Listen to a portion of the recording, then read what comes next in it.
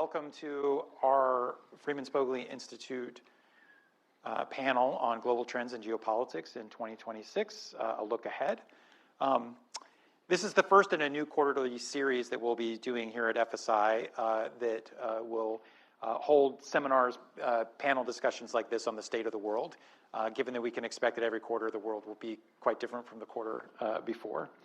For those of you who don't know me, my name is Colin Kahl. As of 6 weeks ago, I am the director of the Freeman Spogli Institute for International Studies here at Stanford. I'm also the Stephen C. Házy Senior Fellow at FSI. For those of you who are new to FSI, we are the university's premier hub for interdisciplinary, policy-relevant scholarship and teaching here at Stanford. We have about 150 researchers and nearly 50 tenured faculty that are spread across 9 centers that focus on everything from international security to global democracy, technology policy, Europe, Asia, food security, global health, and many other areas that are relevant to understanding contemporary international affairs. I mentioned that I've been FSI director for 6 weeks. It's hard to believe we're only 6 weeks into 2026. It feels like we've had 6 years worth of foreign policy developments for those following the news. A small sampling of what we've already experienced this calendar year includes the fact that in early January, U.S. military forces swooped into Caracas and captured Venezuela's president, Nicolás Maduro, and brought him back to the United States. Shortly thereafter, President Trump started making military and tariff threats in an effort to acquire Greenland, causing a major transatlantic crisis and prompting Canada's Prime Minister to declare at Davos that there had been a rupture in the U.S.-led international order.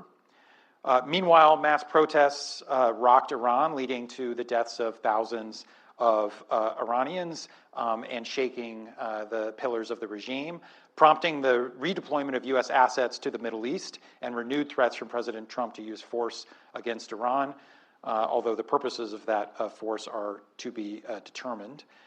And all of this is happening against the backdrop of a lot of turbulence here in the United States, not the least of which what we've all been watching happening in Minneapolis, which has a special place in my heart because my first teaching job was at the University of Minnesota. My wife is from just outside Minneapolis.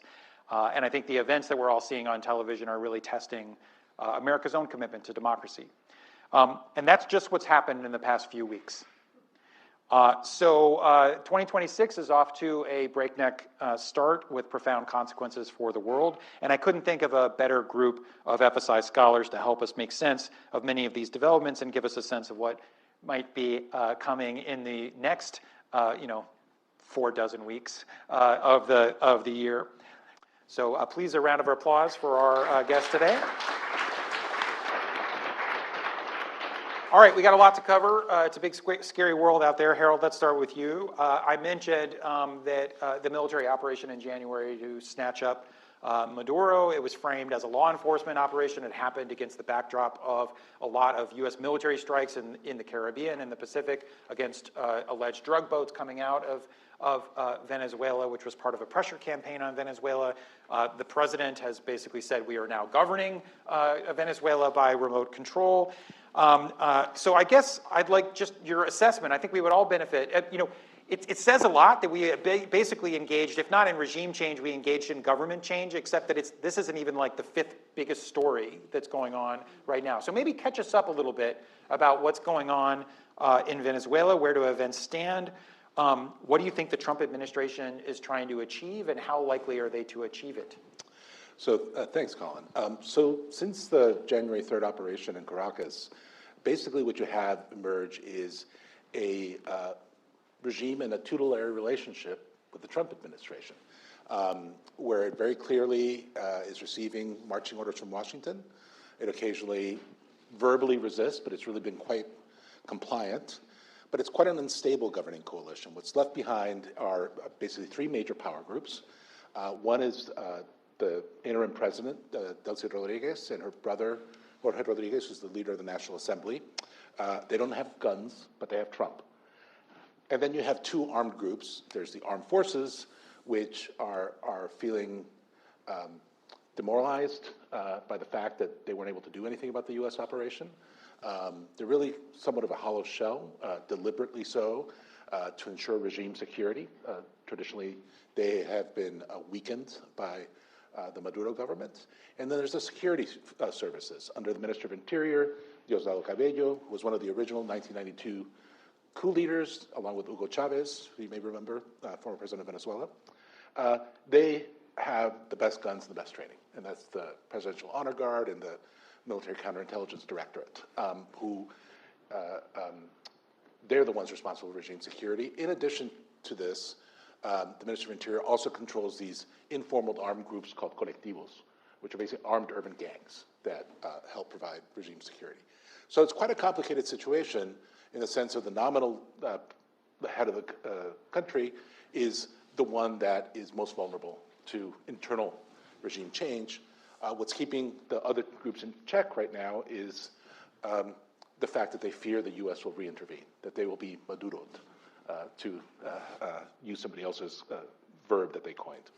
So what comes next? So the Trump administration, especially Secretary of State Marco Rubio, is taking the lead on this, has proposed a three-phase plan of stabilization, recovery, and transition. They want to reactivate the Venezuelan oil sector, which has been badly damaged by lack of investment and sanctions. They've provided new licenses for U.S. Companies to invest. And they have sort of sent the CIA director, they've sent the Secretary of Energy down to Venezuela to help advance this. Now, U.S. oil companies are quite skeptical, especially the majors. Only Chevron is operating in Venezuela, and they've been operating for a while. So far, the regime has sort of released some political prisoners. They reformed the oil law to allow for more foreign investment. But the question is what happens next? And there's a couple key issues. One is the unstable coalition. The second one is what happens with the oil money now that it's being sold by the United States and held in a bank in Qatar, and it's unclear how much of it's coming into Venezuela. But those oil sales were a key lubricant for keeping the regime in power. Basically, sanctioned oil sold at a discount, very dark, obscure corners of the world, and basically a lot of people were able to pocket that money in Venezuela. And now, how much access do they have to it? So that's one vulnerability. I think a second vulnerability is there's other armed actors in Venezuela, especially originating from Colombia, the National Liberation Army, ELN, and dissident factions of the old FARC guerrillas operating in western Venezuela. They supported Nicolas Maduro. What do they do now? How much under threat are they from U.S. pressure to pursue more aggressive operations against them? There's a somewhat reactivated civil society that could possibly come into clashes with the government, and that might cause the U.S. to critique the regime, pressure it. But on the other hand, they may think that in the next 3 years, they can outlast the Trump administration. The Trump administration has not called for quick elections in Venezuela. They've said they're going to delay them. That's in the interest of the regime because the more economic reactivation there is, the better their electoral prospects are if there's finally an election. And they might be able to steal the election somewhat more credibly the next time, so to speak. And transition, which is the final phase of this plan, is transition to what? It's probably more likely that it could be authoritarian consolidation. But they certainly want to get this done before Trump leaves office. So why don't I stop there? Can I maybe just ask a question of it? Why do you think the Trump administration did what it did? Right? Historically, when the United States has intervened in our hemisphere, it's wrapped its language around democracy promotion or stability. Mm-hmm. This has been a strange combination of drug enforcement and imperial oil extraction. Is that what it's actually about, or is it about something else? I think it is about that. We have to understand that there's the shift. There's really two U.S. strategies towards Latin America. There's sort of Pan-Americanism, which is we're all on the same side and we all look for solutions together, which is pretty much what's... It's like the last part of the Bad Bunny halftime show, if you recall the flags. Yeah. And then there is sort of America First, which President Harding, back in 1919, first use the slogan. And so that's very much the region is a source of problems. We're going to intervene as needed.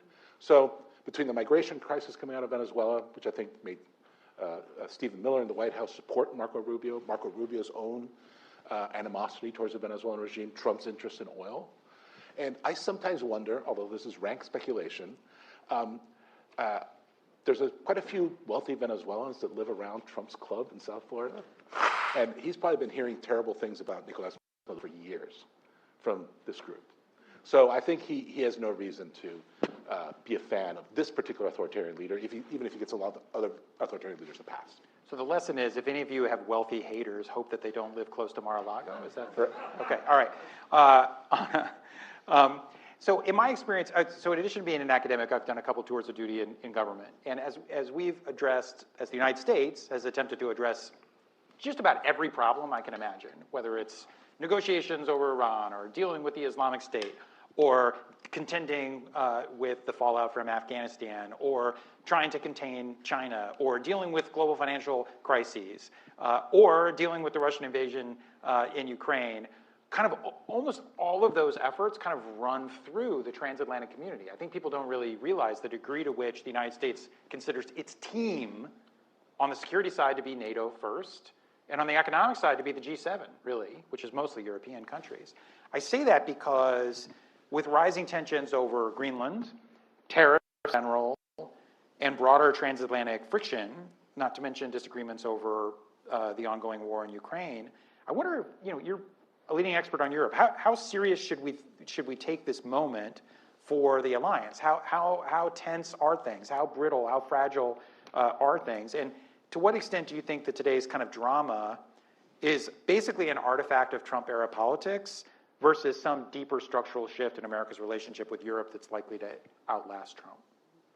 Right. So I think a lot of Europeans are wondering if there are some powerful haters living around Mar-a-Lago. The general sentiment in Europe seems to be, why us, right? These are some of America's closest allies, and yet they're being treated basically as enemies. And I would say this has sort of reverberated on three different levels. When it comes to NATO, there's a widespread recognition that a NATO without the United States is basically handicapped. And so the United States has to be kept in one way or another. But there's also increasing recognition that in many cases, NATO has kneecapped itself earlier, right? Basically, after 1989, everyone from Bush to Obama has pleaded with NATO to please increase their spending.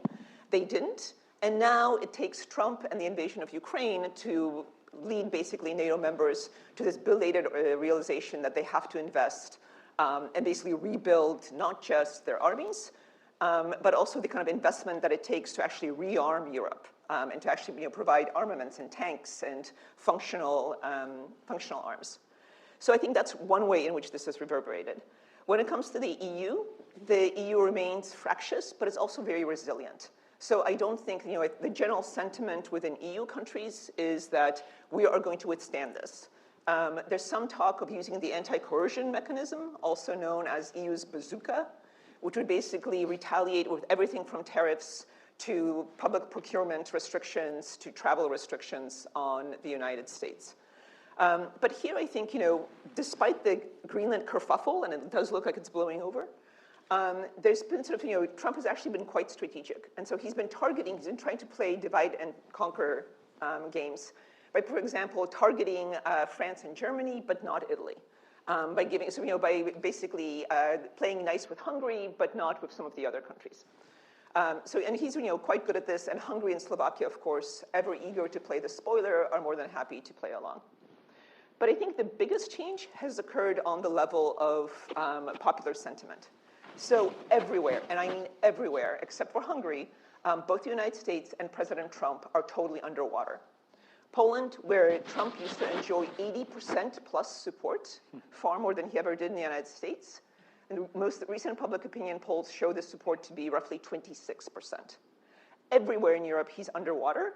And the same sort of increasingly starting to take place about the United States itself, not about Trump alone. And this basically is the result of several different strategies, for lack of a better word, by the administration. There was J.D. Vance's speech at Munich. There's the national security strategy. Last year, that's right. There's a national security strategy that basically attacks Europe. It doesn't say much about China and human rights. It doesn't say much about the Middle East. It says very little about Africa, but it spends a lot of time attacking Europe, some of the oldest democracies and some of America's biggest allies for their supposed domestic shortcomings. Most recently, and I cannot emphasize how painful this was, Trump's throwaway comment about how NATO allies stood a little bit in the back during the invasion of Afghanistan has really shocked Europe. Denmark had more per capita fatalities than anybody else. And so places like Denmark, the UK, France, Poland, and even Czechia are absolutely outraged that this happened. So I think the big shift here is the shift in popular support, where even countries where the populace was firmly behind President Trump and the United States now finds itself deeply disappointed and, in fact, aggrieved, I think.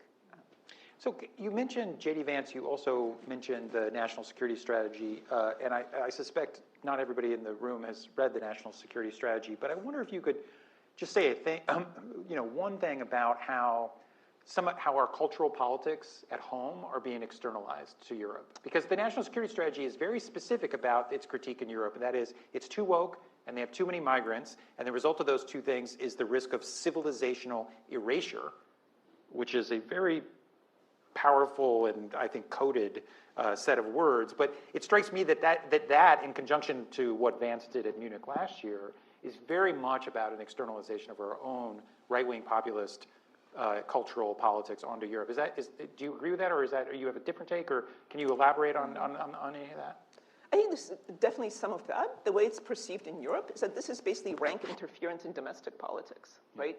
Fine, the United States can have whatever immigration policy it wants. But if we want to adopt a different one, that's our choice. We are sovereign countries. I think this is perceived as an attack on European sovereignty. And frankly, to talk about civilizational erasure in Europe is so, to say the very least, fraught and outright sort of brutal. That these are not words that can be easily forgiven, but mostly it's just seen as a violation of European sovereignty, to speak in those terms. Do they think it outlasts Trump? I think with the first Trump administration, there was a general feeling of we can wait this out. With the second Trump administration, there's a feeling of this is just what the United States is like.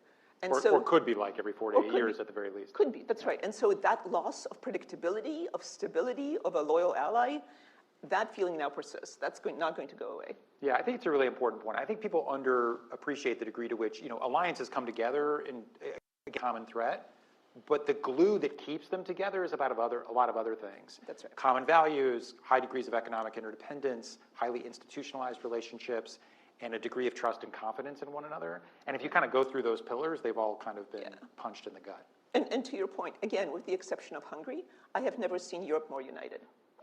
Trump has managed what no other president has.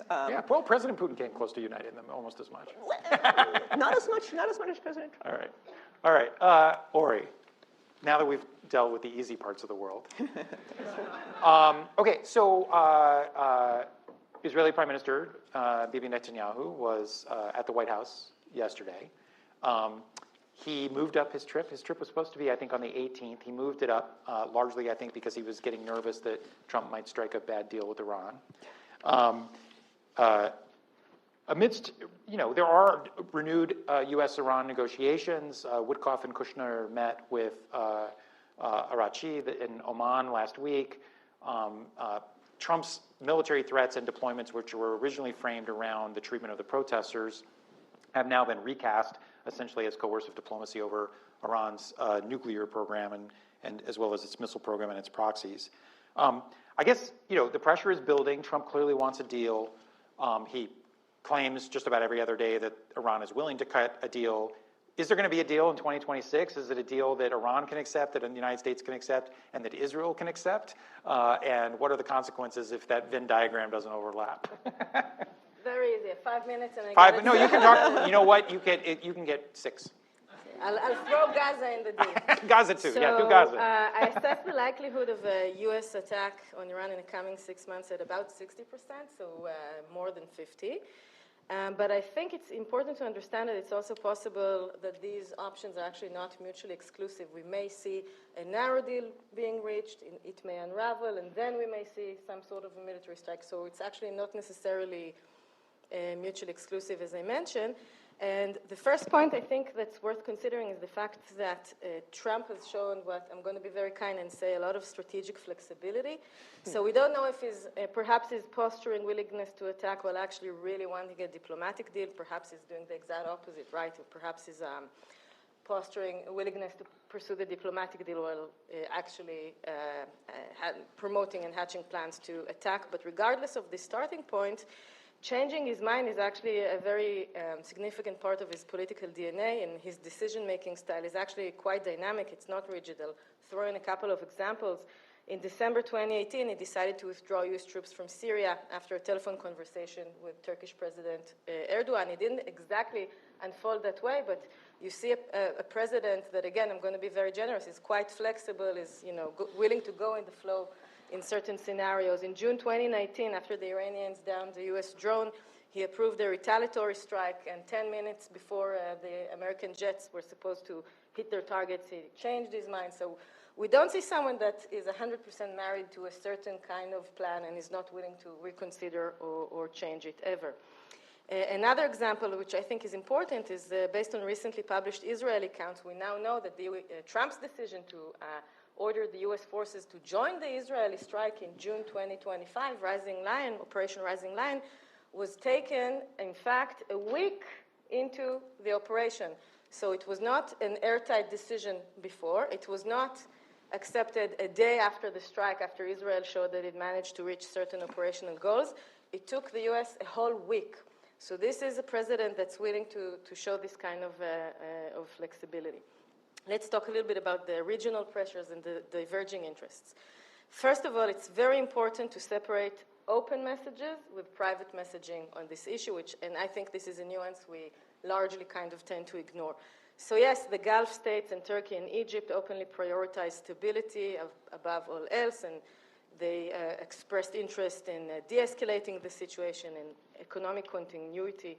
However, Saudi Defense Minister Prince Khalid bin Salman reportedly told U.S. officials Friday, I think this was almost 2 weeks ago, in a private meeting that the Iranian regime would actually be emboldened should Trump refrain from ordering an attack. And he basically, according to these reports, which I find compelling, hinted that the Saudis, in a certain condition, would actually like the U.S. to attack. So what I'd like us to understand is... They'll hold our coat while... Yeah. Exactly. This is not a binary fashion, and the same goes to Israel, perhaps with some more caveats. It's very easy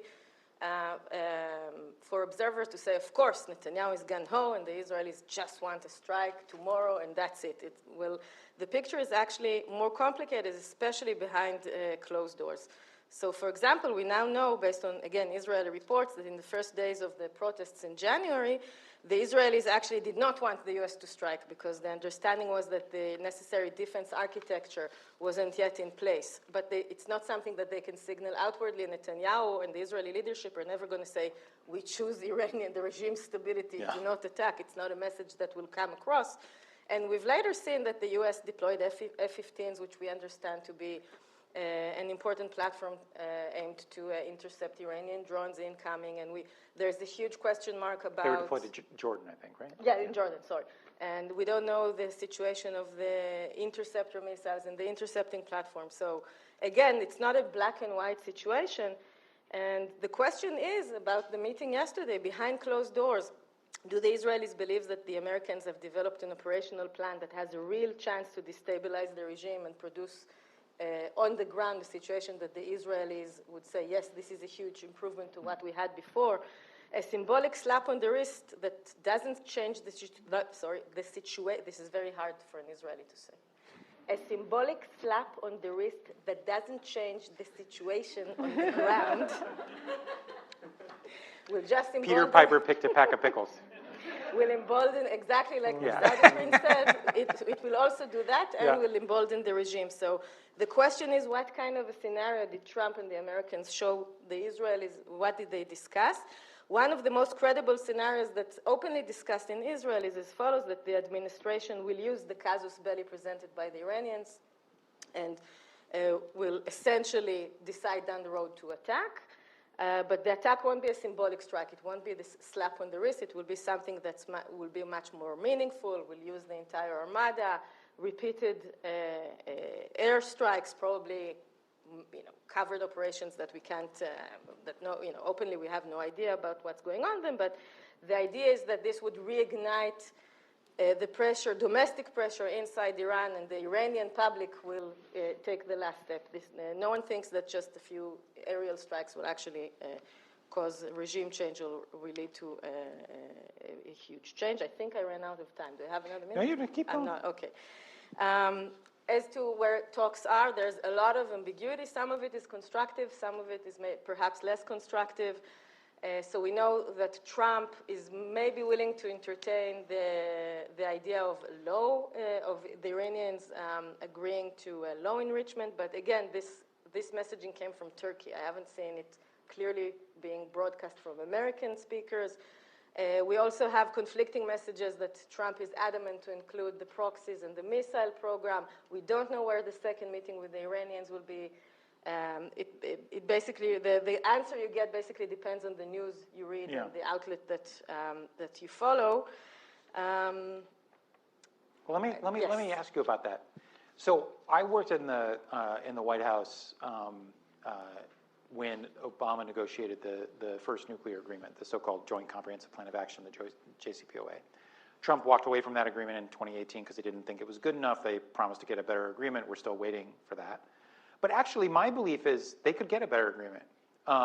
If a better agreement is you cap enrichment at, let's say, 3.5%, like it was under the JCPOA, you cap the stockpile, you get custody of the 400 kilograms of 60% highly enriched uranium, which is very close to bomb grade, that's buried underneath Esfahan or somewhere after the strikes last summer. You get intrusive inspections.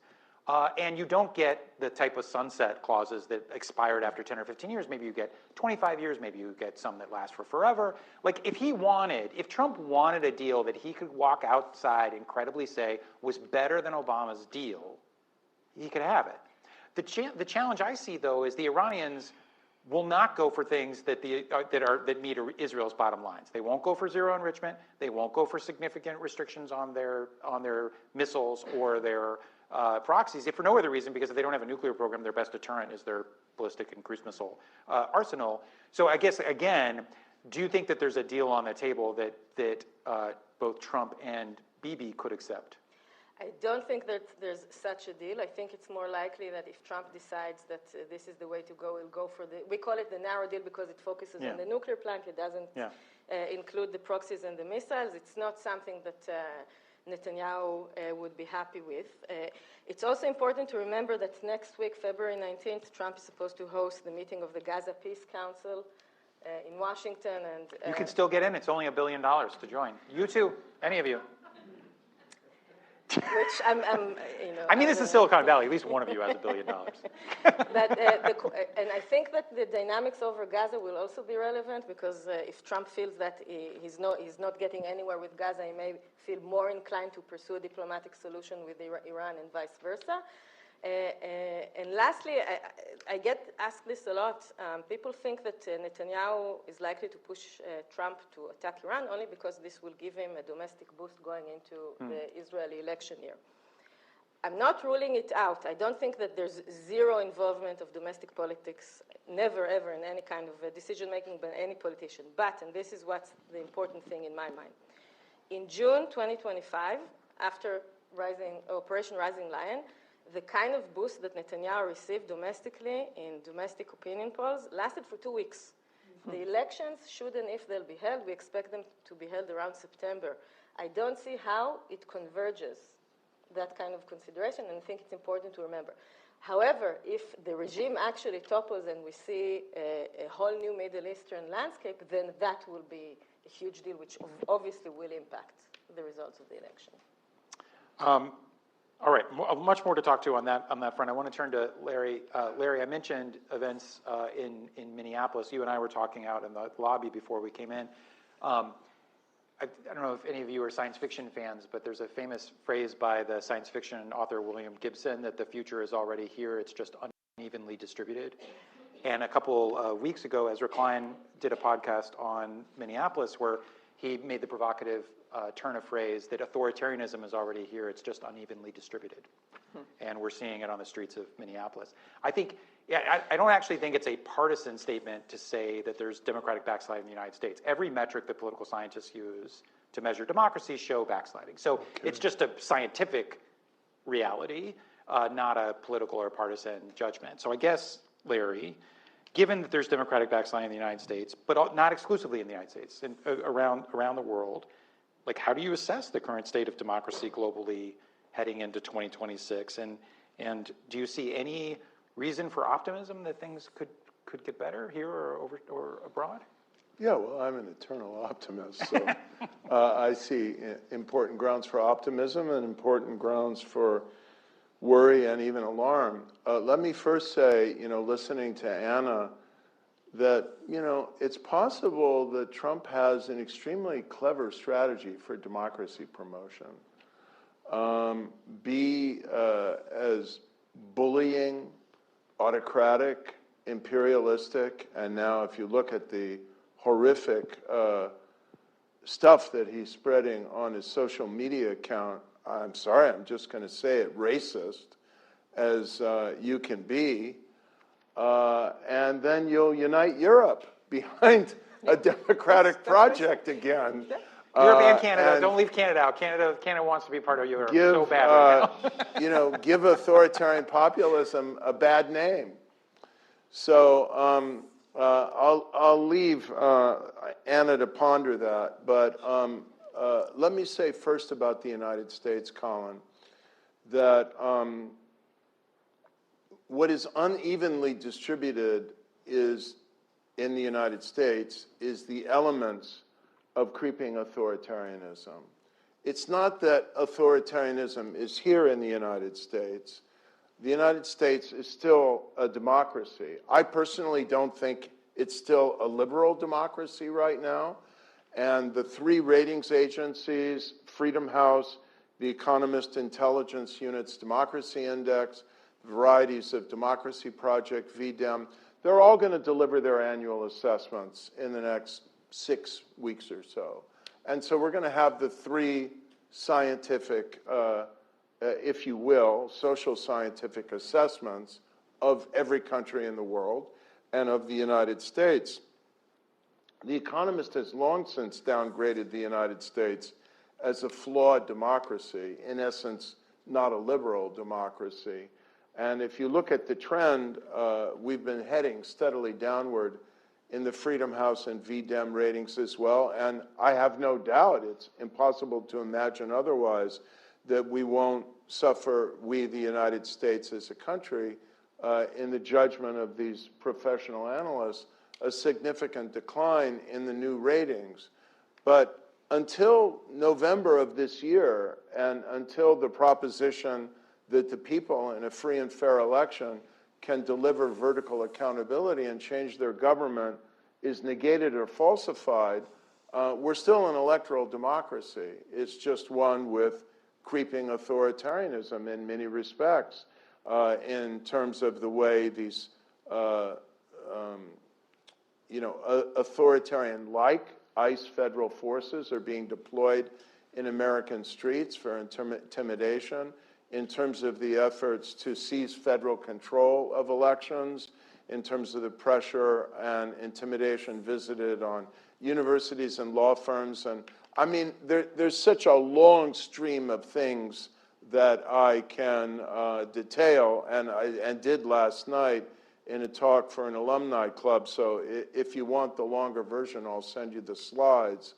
The point I want to make about the United States before I go on to the rest of the world is it really so much depends on what happens in the elections in two respects. First of all, if, as many sober people worry about, including former Republican election lawyers, former Republican federal judges, including two prominent ones appointed by Ronald Reagan, most prominently Judge Michael Luttig. If federal power is used to somehow suppress or negate a free and fair election in the United States in November of this year. Personally, I don't think you could call the United States an electoral democracy anymore. So we're about to face an enormous test. We would then find out if, a competitive authoritarian regime in the United States could still produce electoral alternation in 2028. I think we will pass that test, but only because of massive mobilization by civil society and preparation and vote monitoring and work on the ground in a creative level. I will say there is a massive funding gap between what nonpartisan civil society organizations believe they need to prepare for that and where they are now.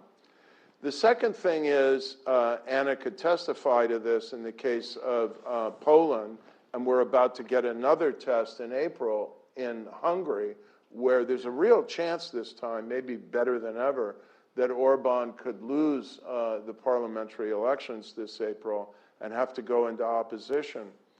But you look around at Poland for a time, Slovakia, at Sri Lanka, at Senegal, at so many cases, the best way, and Brazil with its creeping authoritarianism, and then the 2022 election in Brazil, the best way to interrupt creeping authoritarianism and turn it on a different path, and really, so far, virtually the only way to do so is to defeat it in an election. And put in an alternative government, whatever the party that happens to believe in democracy, the Constitution, and the rule of law. And so if you are alarmed about the absence of checks and balances in the United States, then having a check of at least one house of the United States Congress that's controlled by a different party would be very important. I've already suggested I'll wrap up in a minute with this kind of global tour. Thanks for giving me 5 minutes to talk about the world. You can have 6, or you got Okay. 6. But you have to sort out Gaza. So there are some promising signs in Europe, but there are a lot of worrisome signs, including, the positioning of the next French presidential election to be likely between, in the runoff, an extreme left-winger who's practically a communist, and Marine Le Pen, or her designee, who, some analysts have judged to be actually less right-wing, authoritarian, anti-immigrant populist in the party policies and actions than Donald Trump, but still would be, I think, for liberal democracy in France, pretty bad news. And you look at Germany, and the Merz government, I don't think is really taking the problems of the country fully in grasp yet. And the rise of Nigel Farage and his version of illiberalism in the United Kingdom, we have plenty of reasons to still be worried about Europe, and to have an Undersecretary of State for Public Diplomacy now who is actually made it her project to support, advance, and financially assist right-wing illiberal populism in Europe. That's like a pretty alarming development. I think if you're looking at what's going to happen for the rest of this year, Colin, the Brazilian election is going to be very important. Is Jair Bolsonaro's son or some other, symbol and head of the kind of right-wing populist cause going to return to power in Brazil? Or will Lula da Silva, eke out, and it would only be that, a fourth term? There was a separation in between with Bolsonaro as president of Brazil, running at roughly the same demographic age that Biden would have been running for re-election if he'd been able to continue. So I think there's a lot at stake there in terms of keeping Brazil on a democratic path or status, but I wouldn't describe Lula da Silva's third term as a smashing success in Brazil. You've got a right-wing admirer of Pinochet, who's just been elected president of Chile, It's Latin America's contested terrain. Then you go to Asia, you know, the military favored party has just been elected in Thailand, maybe not as quite as bad as the previous one, but the Thai voters kind of gave up the reform cause and said, well, if they're going to keep preventing these people from coming to power, at least let's vote for stability. It is intriguing if we go back to your kind of more security situation and what you're about to talk about, I think, with regard to competition with China. I think, you know, we will look back on one of the most significant developments for democracy, for regional balances and so on, of this year and perhaps this period in history, the stunning, thumping victory of Prime Minister Takaichi and her Liberal Democratic Party in Japan, and the youth support she had for a right-of-center party and initiative that involves really kind of reviving robust or creating for the post-war period to a degree we've never seen before, a robust posture in defense and national security with respect to China. Let me just make one concluding comment for now. I have felt for a long time that the future of democracy in the world was going to be determined most of all in three places, and I still feel that now. One of them is the United States of America. The second is Ukraine, which is now about, it's almost impossible to imagine the suffering associated with this, to enter its fifth year of war with Russia. And the third is what happens with Taiwan, where with all of the divisions in Taiwan and so on, it is rated actually the most liberal democracy in Asia, or certainly I think would pair Japan for that honor. And so I believe that China is engaged in a headlong project to develop the military capacity to compel reunification coercively. It doesn't mean they'll do it, but within a few years, they may think they have the military capacity to do it. And I think preserving democracy in Taiwan and the ability of a democratic Taiwan to determine its future is as important as any single thing in terms of the future of democracy in the world. Well, that's a good transition, because actually, until Larry's last couple remarks, we hadn't mentioned China, which is interesting because for those who follow the strategic documents and what's left of the bipartisan foreign policy consensus in Washington, there is a consensus among Republicans and Democrats that China is the most consequential strategic competitor to the United States. That consensus began under the first Trump administration with the 2017 National Security Strategy. It was maintained and bolstered during the Biden administration and the 2022 National Security Strategy. There is a lot of agreement that China is the single most important country that the United States needs to compete with and contend with. There's also, I think, a consensus that if you take an objective look, our hemisphere matters a lot. There's no question about that. But in terms of the total prosperity of the United States and the total security of the United States, the Indo-Pacific region is probably objectively the most important region. And yet we haven't talked about really China and the Indo-Pacific up here, and that's because I think it is really interesting the degree to which the Trump administration the current Trump administration has represented kind of a soft pivot on China. If you read the 2025 National Security Strategy, which I think is a much closer reflection of Donald Trump's own views, by the way, as well as the views of people like J.D. Vance, who have provided kind of an intellectual scaffolding around Trump, the word China doesn't appear until page 19 of a 30-page document. And the language is pretty mealy-mouthed, to be honest. It's not described as an adversary, a chief competitor, except largely in economic terms. Even Taiwan is mentioned mainly in terms of the importance of sea lanes and the economy, not in terms of partnerships or strategic or security commitments.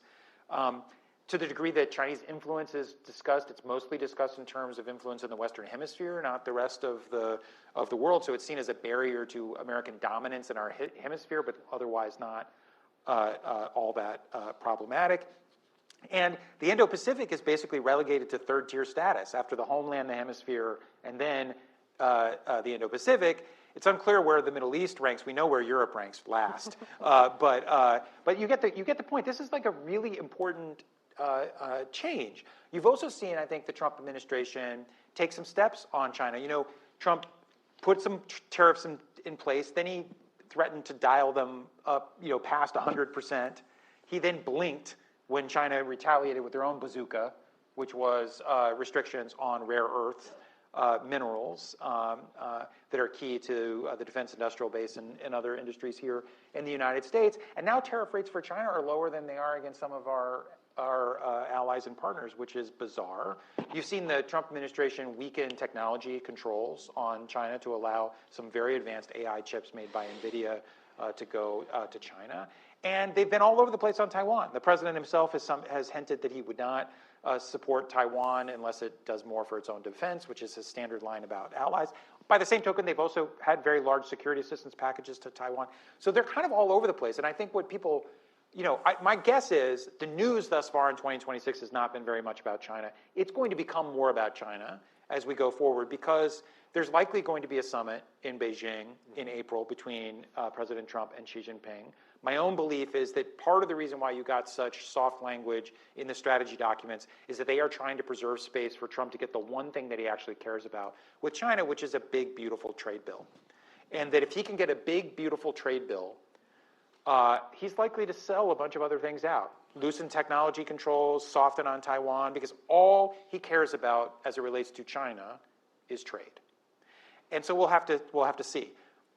Besides me, I'm taking the pseudo role, since we don't have a China person up here, of talking about China. I did actually want to ask you a question about China through the lens of the countries and the regions that you're experts. Maybe start with you, Harold. My understanding that the Secretary of Energy was down in Venezuela today or yesterday. He made some comments about how actually maybe Chinese investments in Venezuelan oil would be okay as long as it gets the oil production up, which is kind of weird given some of the rationale for getting China out of Venezuela. We saw comments about China's role in the Panama Canal back a whole year ago when the Panama Canal was something we were talking about. So can you talk a little bit about the role that China plays in the Dunroe Doctrine? The effort by the Trump administration to take a heavier hand and exert more dominance in our hemisphere? Sure.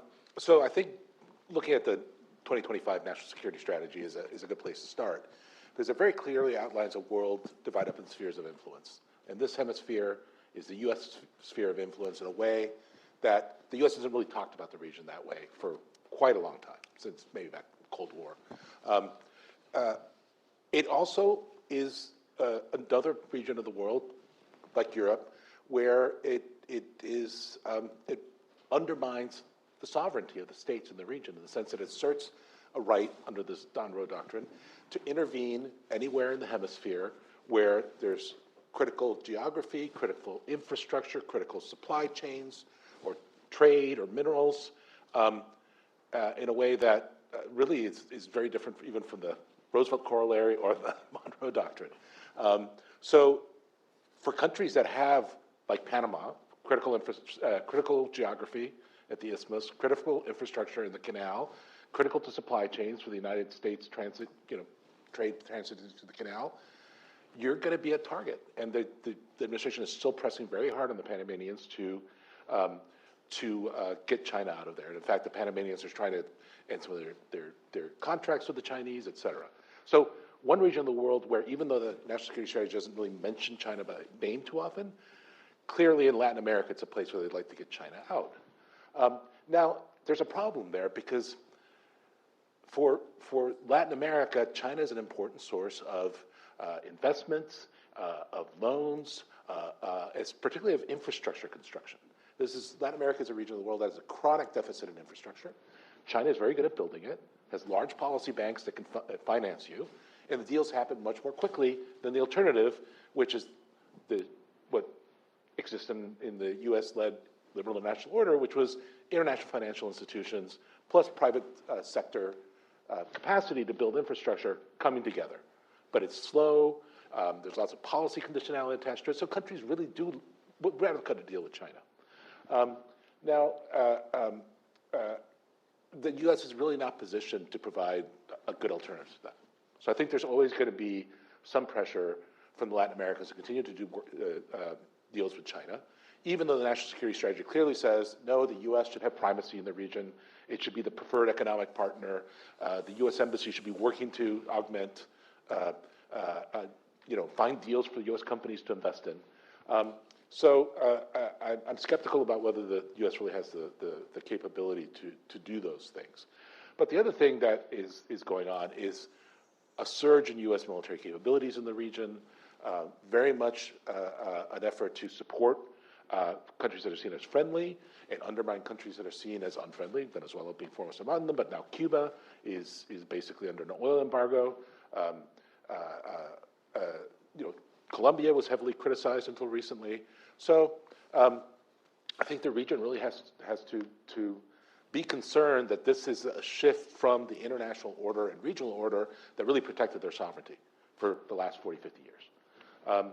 So finally, I'd say there is one trend, and Larry, of course, mentioned some of this, that it's going to mask some of these effects in the region, which is just naturally, because Latin American politics tends to do these left-right swings, election to election, there's a very strong punish the incumbent sentiment.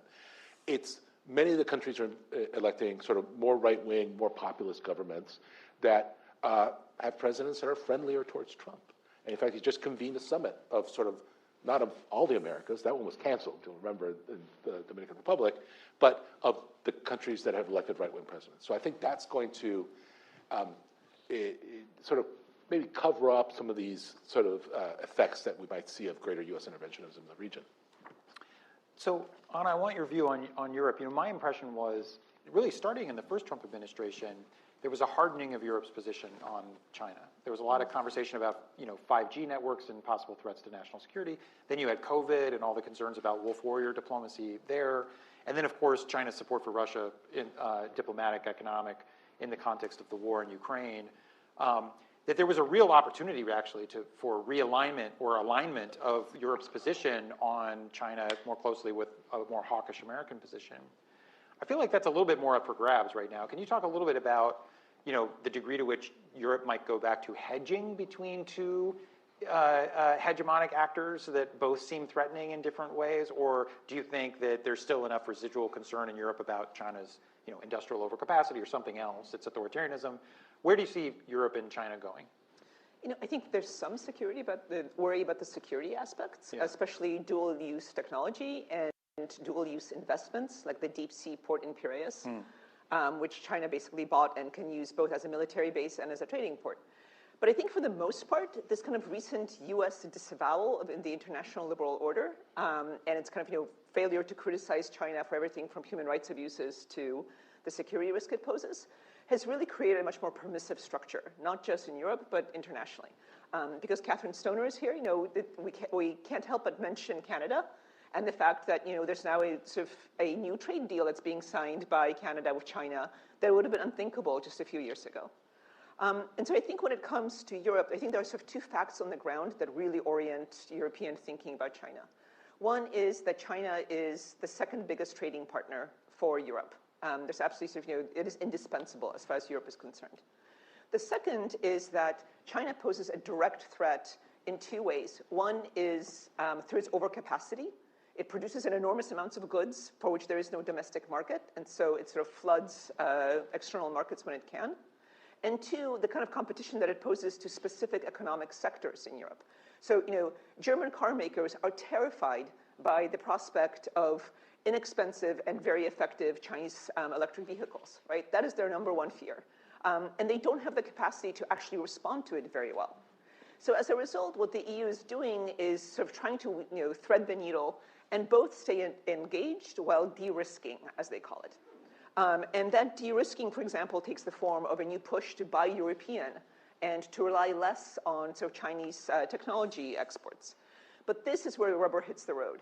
Because here, all that unity that I talked about previously evaporates because the economic interests are very, very different. So Germany wants all the protection from China that it can get. Its industry is unable to adapt right now, and it basically wants protection left, right, and center.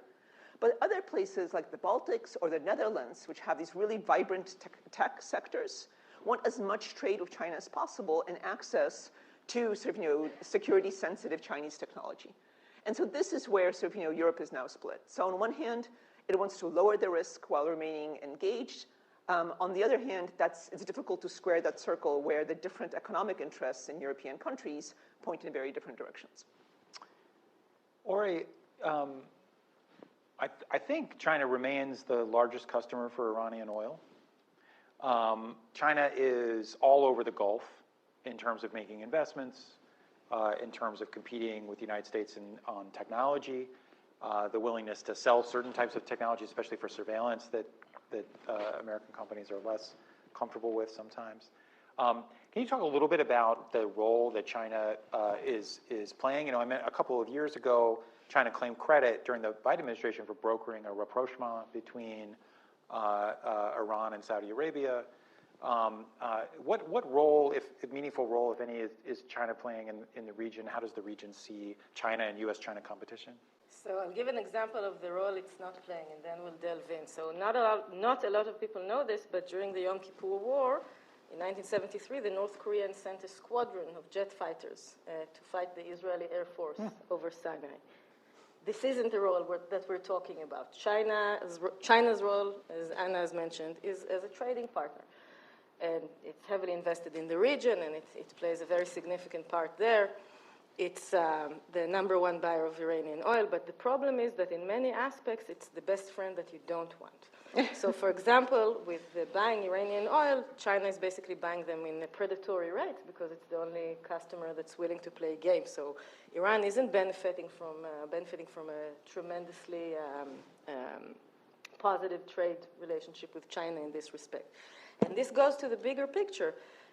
So perhaps we can go back to October 7th. Once the Hamas attack unfolded in the Israeli southern region, the Israelis discovered that China suddenly took a vehemently anti-Israeli line, which kind of surprised the Israelis. They thought that the relationship was actually in a better place.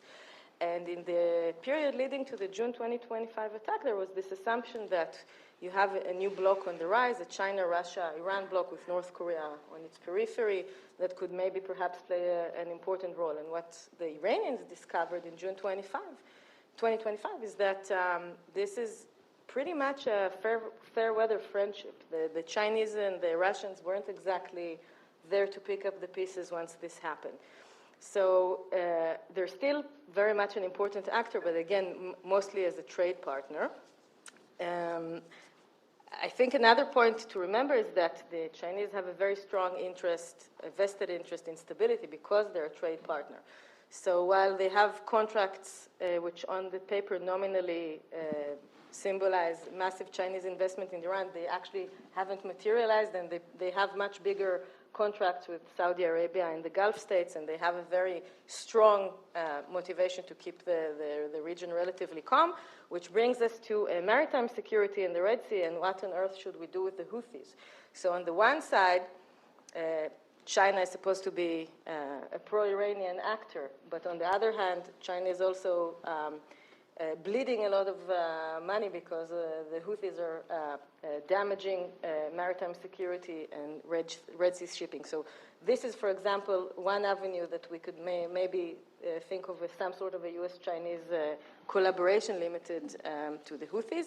And you also mentioned the growing relationship between the Gulf states and Turkey and other actors. They see the U.S.-China rivalry, They want to diversify. They want to improve their bargaining position vis-a-vis Washington. So we see them forging closer ties with China, but they're not going full in. They're basically signaling to both sides that they're willing to play nicely with both sides. And I know that you're going to talk about this, but I think the AI competition and the NVIDIA chips and everything that is related to that is super important in this context. Yeah, I mean, I think the main reason why, well, not the main reason, a reason why the Trump administration early on overturned the Biden diffusion rule on AI chips, capping the number of chips that could go to the Middle East, was the argument that the UAE and the Saudis made that if you don't sell us the chips, we'll get them from China.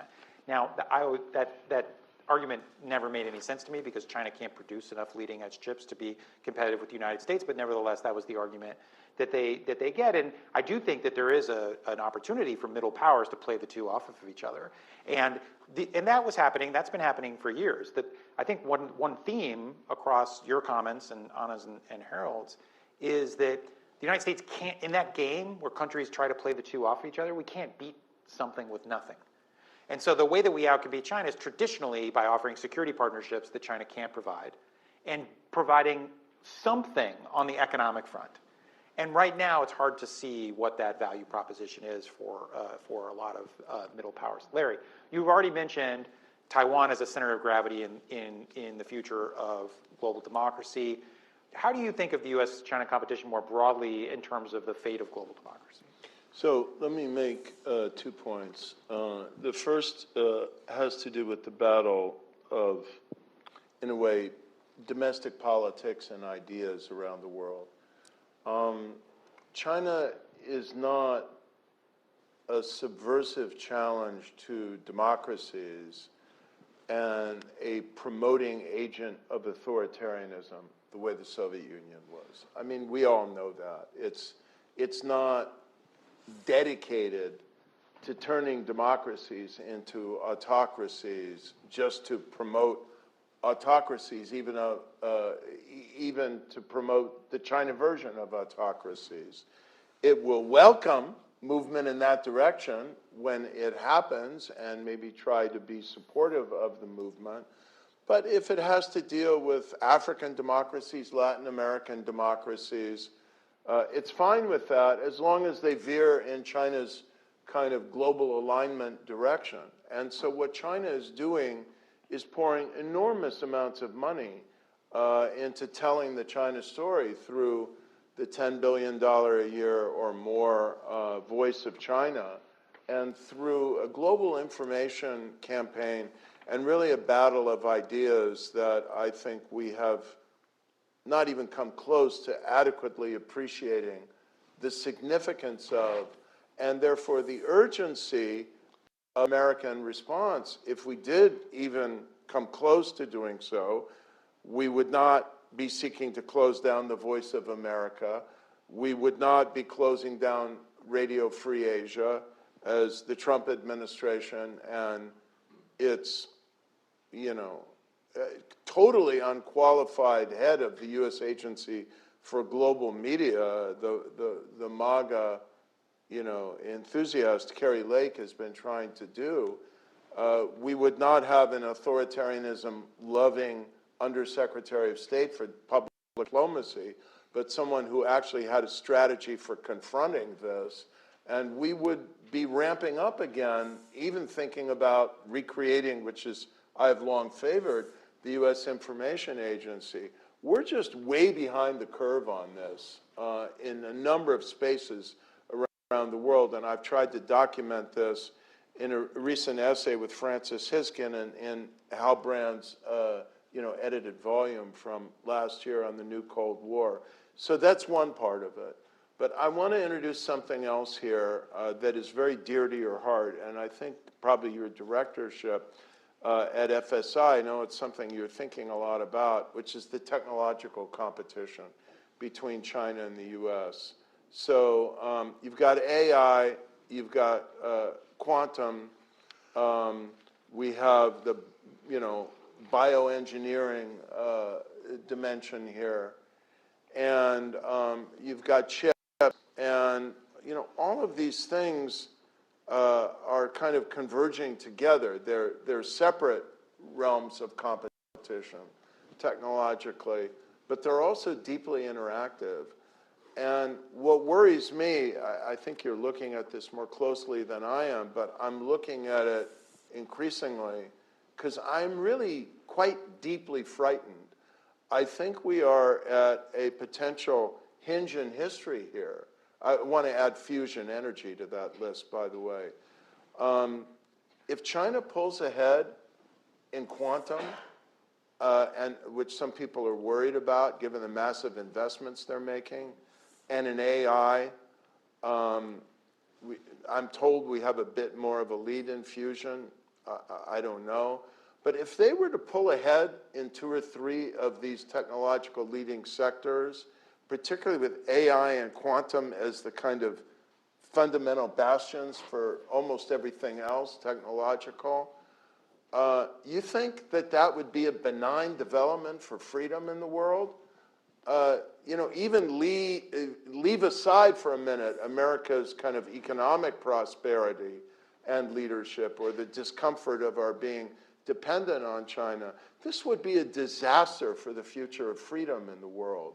So if you look at the long term of the question you asked me about what's the prospect for global democracy, I would say there's nothing more important to the future of global democracy than the democracies collectively of the world, but of course they're led by the US, winning this technological race. It's a really important point. We're going to go to, people can start lining up for questions. We'll be able to take a few from the audience. But, I think, Larry, you made a really important point that China is not the Soviet Union. They're not trying to support communist revolutions all over the world, which is what the Soviet Union and Mao's China also were supportive of. And I think one way to think about it is that China is not interested in exporting its ideology, but they're very interested in exporting their methodology. And their methodology is rooted in digital authoritarianism. Yes. Ubiquitous sensors, AI-enabled big data analytics, and I'm talking pre-ChatGPT, surveillance of the Uyghurs and of the general population in China. And the AI race globally for diffusion is as much about whose technological backbone do most people on Earth use to access the information through which their entire lives are mediated. Right? Everything we know about the world is we look on our phones or our laptops, and those digital mediums will be laced with artificial intelligence. So if yeah, please. The Israelis discovered this after October 7th with TikTok, where the algorithm very, very strongly delivered the pro-Hamas messaging months and months end, and the Israelis were stumped. They had no technological answer to that. I mean, I think the interesting thing about that is that the algorithm is so tailored to individual tastes that some people got an overflowing flood of pro-Hamas, and others got another view. But you're right that the volume was tilted towards Hamas. But the point being that in the contest between democratic AI and AI that's meant to make the world safe for the CCP, like censorship and surveillance are as much on the table as anything else. Okay, sir, and please make the questions short, and if they're directed to somebody, please say who it is. So, sir. This is just directed to the whole group. There's been a lot of speculation or reporting in the press about corruption in the Trump administration affecting policies.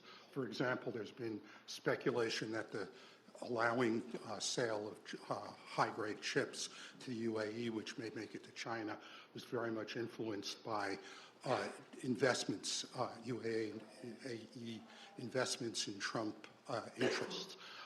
I'd just be interested in hearing an informed opinion about to what extent you think corruption in the Trump administration is affecting policy, and any thoughts that you might have about that. Thank you.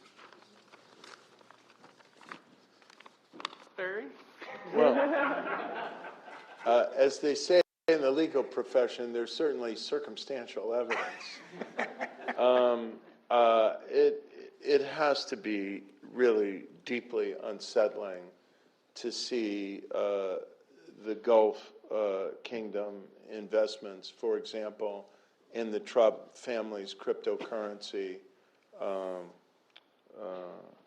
ventures. A lot of this has been documented in the media.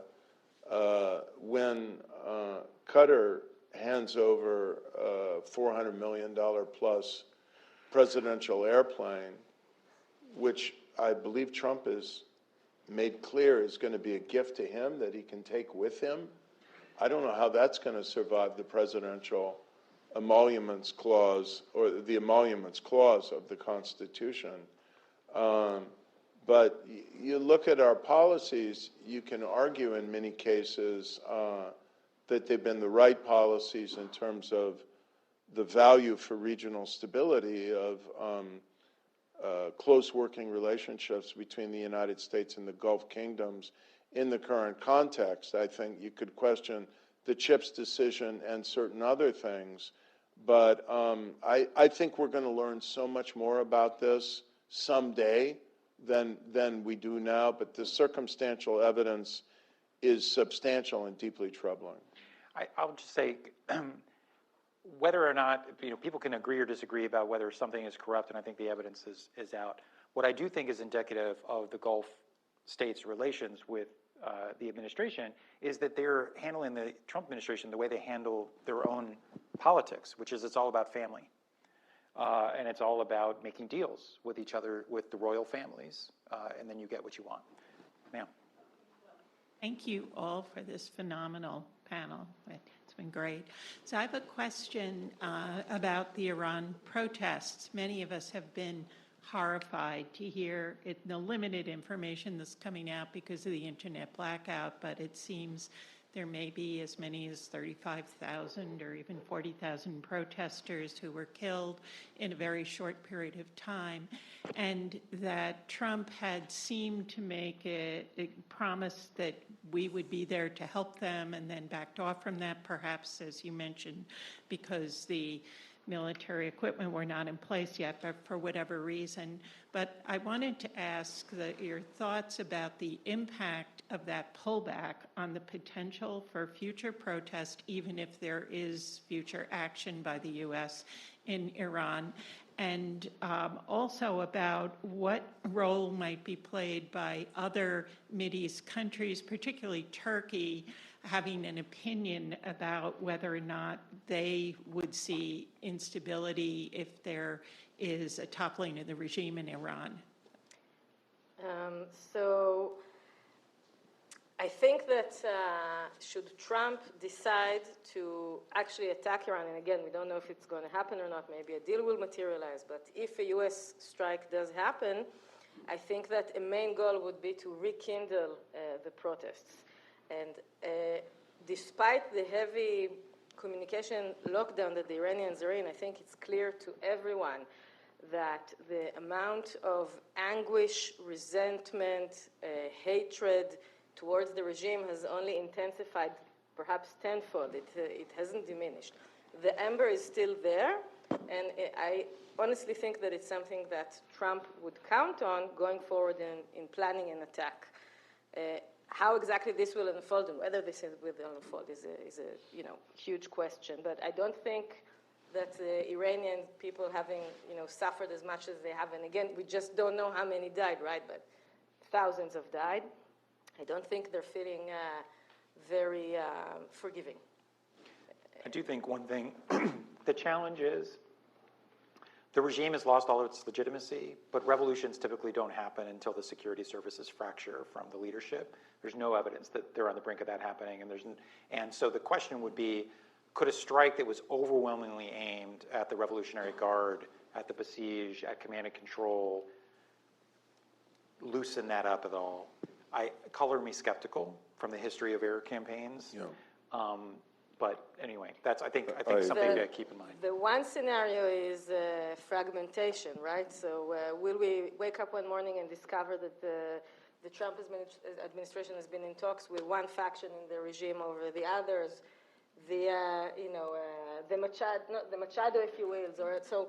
Regimes can fraction, groups can fraction. There are different camps within the regime. We just don't know who's in talks with who, how and why.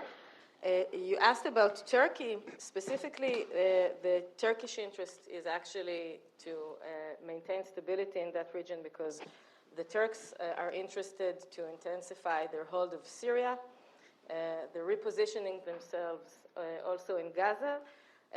It's clear to me that regardless of how the Israeli-Iranian angle will play out, the new important strategic rivalry in the Middle East, at least in the Israeli case, would be the rising Israeli-Turkish animosity. Hopefully it won't come to that, but I think it's something that's clearly on the horizon. The big question is what kind of role Turkey will play in the region, and specifically in Gaza. I think that getting the Turks involved in Gaza is actually a bad idea, because I think they're going to make sure that Hamas does not disarm. I'm willing to, that's at least the statements that they're making. I'm willing to be convinced otherwise, but it looks like they're affiliating themselves rather closely together with the Qataris in the pro-Hamasi front. So I don't think that they're a positive actor, and if I were a Kurd in northern Syria, I would double down on that. So I'll just draw a line here. Sir. My name is Heinz Blenneman. I used to teach in engineering, and now I'm a family office investor. It's so interesting. If we just think back 20 years back, 25 years back, in the mid-19, after the Berlin Wall came down, boy, we were all so happy, and things looked so rosy in the world. Everything was going for democracies, and maybe it's just my rose-colored glasses. But then, as Colin pointed out here in the beginning of this talk, boy, have things changed. Now 25 years later, everything seems to be falling apart, and not in just one area, but it's sort of unraveling. And if you could maybe address what, and by the way, the unraveling, I think, happened well before Trump, even though I think Trump has is part of the problem as well. But the unraveling happened before him. What has happened in these last 25 years in terms of, a general trend? 35 now. 35. Thank you, 35 years. Why are we in this situation, and how can we maybe sew it up again? That's an easy one. Anybody want to take? 5 minutes or less? Yeah. Anybody? So the question is, how do we fix the world? No. I think it's like how have things gotten so bad, and what do we do about it? Anybody? I'll take a crack. Yeah. Oh, Go ahead. Okay. Go. Let's. I want to lean on this side of the room. Go ahead. So I think one thing that's happened, and I'd be interested in Larry's view on this, is that the authoritarian forces have learned how to fight back. The authoritarian playbook is more and more effective, aided by certain technologies, as Larry just pointed out. And so those strategies and tactics that pro-democracy movements around the world used during the 80s and 90s, Latin America, and then Eastern Europe and Asia, Africa, authoritarians adapted and learned to fight back. And then, of course, the rise of China as being this major authoritarian power gave alternatives. And certainly after China started going outwards, it started trading much more after the year 2000. It started became a capital exporting country after like 2005. I think that all contributes to creating alternatives for authoritarians to lean on. And finally, I would just point out that there's an argument, I don't know if anybody here will agree, that the U.S. predilection for using sanctions has created a whole coalition of the sanctioned that trade with each other, support each other, Iran, Russia, China, North Korea, Venezuela, Cuba, et cetera. And so the more people that are in the network, the more they can evade sort of the impact of things like U.S. sanctions or U.S. aid and so on and so forth to promote democracy, at least before this current administration. Do you want to add something? Yeah, I would just add that, within democracies, we are victims of our own success. I mean, just look what happens after '89, right? There's a massive sort of, shift towards a much more sort of freer trade, international investment, free flows of the population. China enters the World Trade Organization in 2000. And so that leads to enormous growth. It leads to enormous technological advances. And all of us benefited from that in some sense. What it also does is leave behind a whole swathe of voters who have been left behind, who don't sort of participate in this, who view immigration as both a cultural and economic threat, who don't get to sort of take the joy in tech, and who, for whom globalization isn't growth, it's lost jobs and deindustrialization. And I think that's been sort of the grand failure of developed democracies, is to fail to see that all these wonderful things were very much a double-edged sword, and huge sort of groups in their own countries of democratic voters were left behind.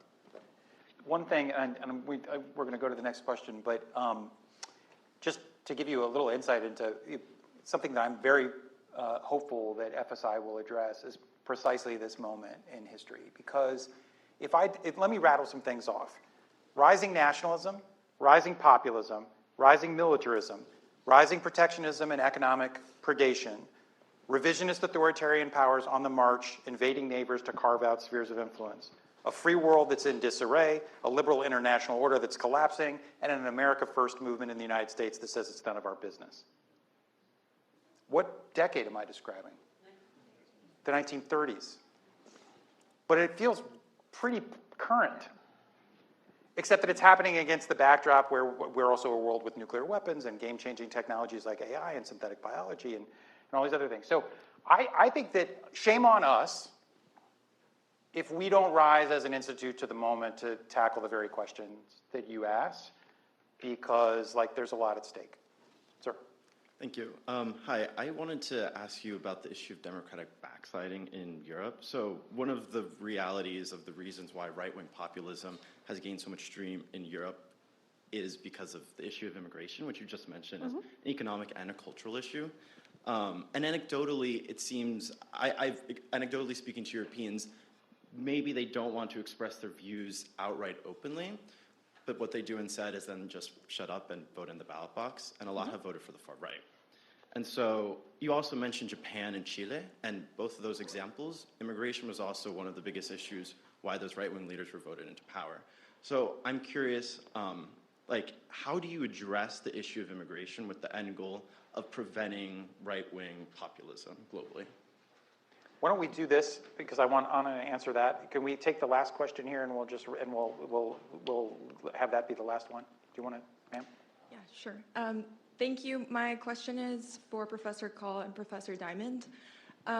We've seen the rise of frontier AI, American companies really focusing on building the best AI model versus China's strategy, which is focused on shipping the most widely adopted open source model, and to your point, Professor, proliferating the Chinese perspective on the world through those open source models.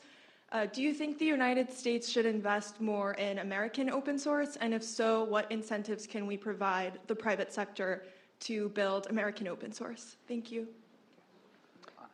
So to address the issue of immigration, how to address it? Well, I think we should begin by actually addressing it, right? I mean, I think the big problem in Europe is that immigration was increasing over the 90s, thousands, and certainly right now, and no mainstream political party was willing to address it head on, right? In fact, what voters were told instead is that this is an unalloyed good.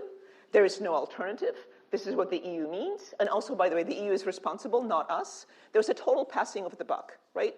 And what that basically means that, without kind of a real policy debate, the only people who are willing to tackle the issue straight on were the right-wing populists. And guess what, right?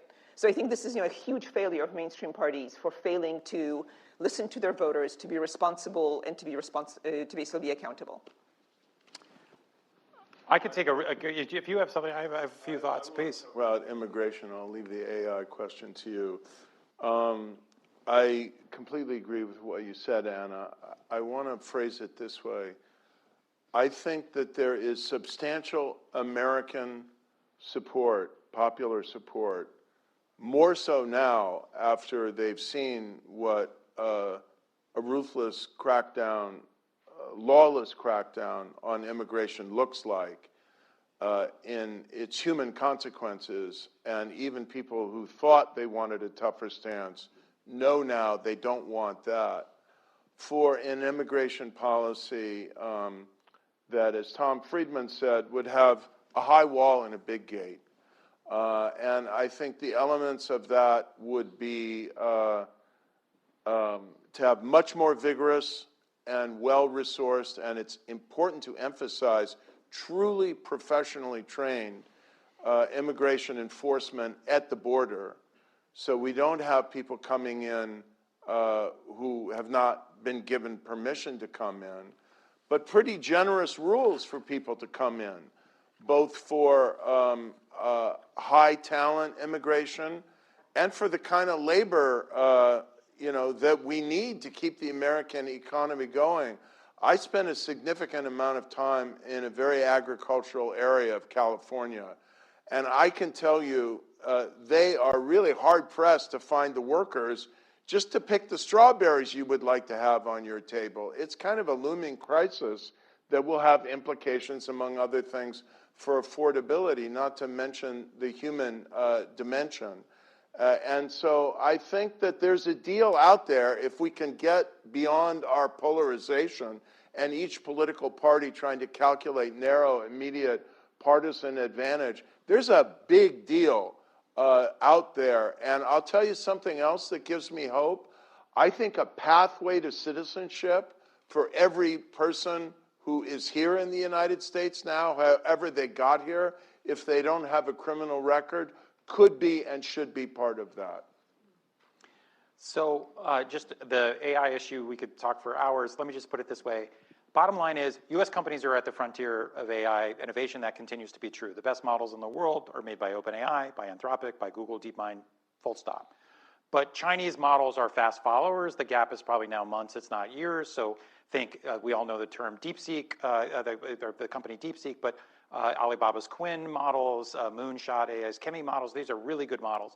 And to the questioner's point, a lot of these are provided globally open source, which means essentially they're free, you can build on them, you can fine tune them based on your own data, you can have them on premises so you can control your own data. There's a lot of reasons why these models can be attractive, even if they're lagging in capability. That's one advantage that China currently has. The other advantage China currently has is in the industrial application of AI, that is in turning bits into atoms. So, you can have an intellectual breakthrough, a new drug, a new manufacturing process, a new drone, a new ship. You still have to make the thing.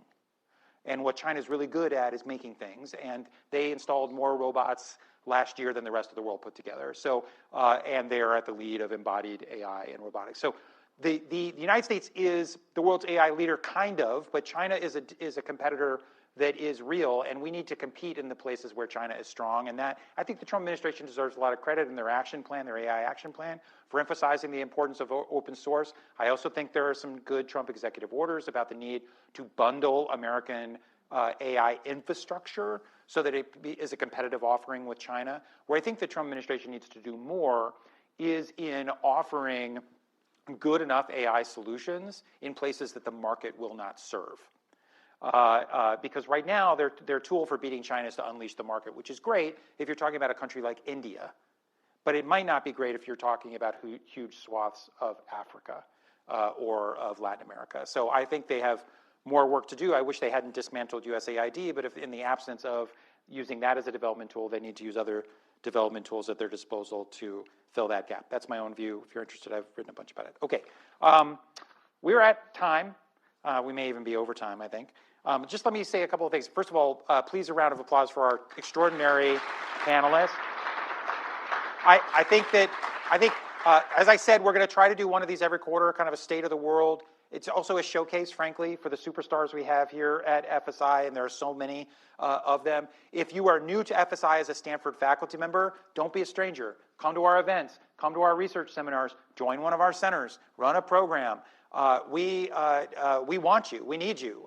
There are really cool people here. Maybe you're just policy curious. That's great. Come here. If you're a student, we run internships. We have RA opportunities. We have classes. We have overseas opportunities. We have honors programs. We are awesome. Come spend more time. Come spend more time with FSI. The future may be kind of gloomy other places, but it's damn bright here.